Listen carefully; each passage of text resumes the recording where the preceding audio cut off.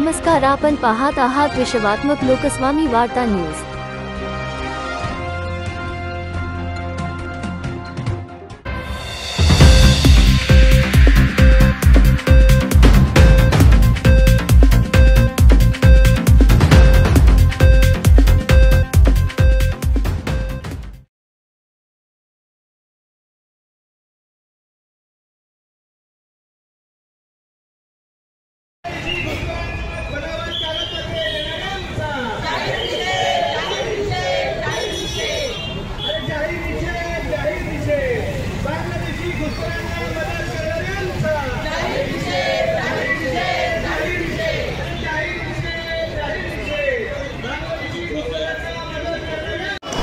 नमस्कार, मी सुनील गणवट, हिंदू राष्ट्र समन्वय समितीचा राष्ट्रीय संघटक। आज पुण्यामध्ये भव्य अशा बांगलादेशी घुसखोरांच्या विरोधातल्या मोर्चाचं आयोजन करण्यात आलेलं आहे। विविध संघटना याच्यामध्ये सहभागी झालेले आहेत। भारतामध्ये राहणाऱ्या बांगलादेशी घुसखोरांना तत्काळ हाकलून द्यावं, त्यांच्यावरती कार्यवाही करावी, ह्या मागणीसाठी हा मोर्चा आहे। त्याचबरोबर जे लोक बनावट कागदपत्र बनवत आहेत आणि त्यांना सहाय्य करतायत, त्यांना राहायला जागा देत आहेत, या सगळ्यांवरती कारवाई करावी, या मागणीसाठी आजचा हा मोर्चा आहे।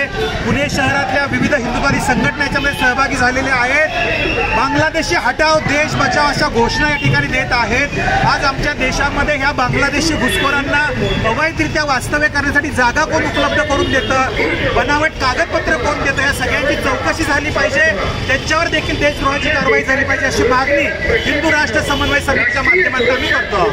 नमस्कार। यांच्या चरणी आज आम्ही आलेलो आहोत आणि येण्याचं आयोजन असं आहे की आपल्या घरामध्ये किंवा घराच्या आवारात जर कोणी अनोळखी व्यक्ती दिसला तर आपण त्याची विचारपूस करतो किंवा आपली लगेच चुळबुळ सुरू होते की आपल्या घराजवळ हा नवीन व्यक्ती कोण फिरतोय, किंवा आपल्या घरामध्ये कोणी अनोळखी व्यक्ती आली तर ही कोण आहे, या गोष्टीला घेऊन आपल्याला भीती वाटते। परंतु आज आपल्या हिंदुस्थानामध्ये जे हिंदूंचं राष्ट्र आहे, या देशामध्ये अनेक बांगलादेशी घुसखोर हे विना परवाना आणि बळजबरीने घुसलेले आहेत, परंतु आज हिंदू मात्र झोपलेला आहे।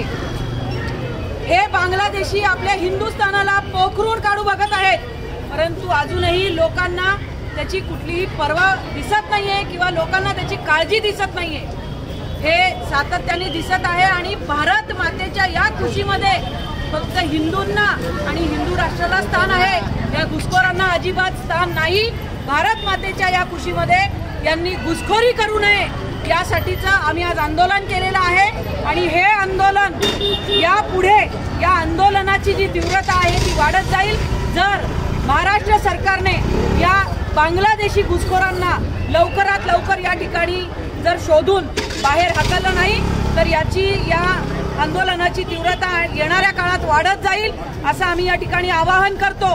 प्रत्येक घुसखोराचं कारण आमच्या पुण्यामध्ये जर लोहियानगर, काशीवाडी आणि वस्ती भाग जर बघितला तर प्रत्येक घराच्या शेजारी बांगलादेशी घुसलेले आहेत। आमची अशी मागणी आहे की ज्यांचं घर असेल, जो घरमालक असेल, ज्यांनी काहीही पडताळणी न करता त्या बांगलादेशांना ठेवून घेतलंय, आधी त्या घरमालकावर गुन्हे दाखल व्हावे। सगळ्यांना नमस्कार। आज छत्रपती शिवाजी महाराजांच्या स्वराज्यामध्ये ज्याप्रमाणे बाहेरून येणाऱ्यांना एक वेगळ्या प्रकारचं तिथे व्यवस्था होती, पोर्तुगीज आले, बाकी सगळे लोक आपल्या देशामध्ये आले, तरीसुद्धा त्यांनी हे उघडपणे सांगितलेलं होतं की हे विदेशी आक्रमक आहेत। आज आपण पाहतोय की देश स्वतंत्र झाला, देशाची फाळणी झाली, ती कशाच्या आधारावरती झाली? धर्माच्या आधारावरती। आणि धर्माच्या आधारावरती फाळणी झालेली असताना ज्या बांगलादेशाला हिंदुस्थानने स्वातंत्र्य दिलं, आज तो भिके कंगाल झाला आणि तिथल्या हिंदूंवरती अत्याचार चालू आहे। आणि हेच बांगलादेशी आज त्या ठिकाणावरून भारतात येत आहेत, इथे रोजगार मिळवत आहेत, या ठिकाणी सरकारच्या सगळ्या सुविधा ते उपभोगत आहेत। आज हे जे बनावट आधार कार्ड देणारं स्कॅन्डल आहे, आज आपण बघतो रत्नागिरीसारख्या ठिकाणी जन्माचे दाखले बांगलादेशींना दिले गेले, तर रत्नागिरीमधून जन्म कसा काय झाला यांचा बांगलादेशात असताना? म्हणून अशा प्रकारचे खोटे दाखले देणाऱ्यांवरती गुन्हे दाखल झाले पाहिजेत, देशद्रोहाचा गुन्हा दाखल झाला पाहिजे। आणि याच्याबरोबर हे जे बांगलादेशी आहेत, ह्या बांगलादेशी लोकांना मला आठवतं की पंतप्रधान नरेंद्र मोदी यांनी पहिल्या वेळी 2014 मध्ये सांगितलेलं की 16 मेला ज्या दिवशी मी सत्तेत येईन त्या दिवशी त्यांनी बॅगा बांधून तयार असायला पाहिजे। आणि म्हणून आमच्या सरकारला हे आठवण करून देण्यासाठीच आहे की आत्ता 16 मेच्या अगोदर सरकारने ठोस निर्णय घ्यावा। जर ट्रम्प तिथे अमेरिकेत निवडून आल्यानंतर एकही घुसखोर आपल्याकडे ठेवून घेत नाही तर मग आम्ही का ठेवून घ्यायचे? आणि म्हणून त्या सगळ्यांना आज काँग्रेस आणि सगळे विचारतात त्यांच्या हातात बेड्या का घातल्या, हे का केलं, परंतु ते हे बोलत नाही इथे राहणारे जे बांगलादेशी घुसखोर आहेत त्यांना का बाहेर काढत नाही। आणि म्हणून त्यांना बाहेर काढण्याच्या मागणीसाठी हा मोर्चा आहे। आणि हे आंदोलन सरकारने याची दखल नाही घेतली तर अजून मोठं होईल आणि भविष्यात सरकारला जर यात मर्यादा असेल तर हिंदुत्ववादी जाऊन जनता NRC चालू करतील आणि यातून घरोघरून सगळ्यांना बाहेर काढायला सुरुवात करतील।